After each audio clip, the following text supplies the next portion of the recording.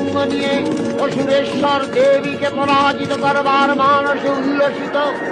দেবীর বাহন সিংহরাজ দাবাগ্নির মতো সমস্ত রণক্ষেত্রে শত্রু নিধারে দুর্নিবার হয়ে উঠল। নানা প্রহরণধারিণী দেবী দুর্গা মধুপান পার করলে। দুর্গা মহিষাসুরকে শুলে বিদ্ধ করেছেন, আর খড়গ নিপাতে দৈত্যের মস্তক ভুলুণ্ঠিত। তখন অসুর নাশিনী দেবী মহালক্ষ্মীর আরাধনা গীতি সুষমা দেবা পৃথিবীতে পরিব্যাপ্ত হল।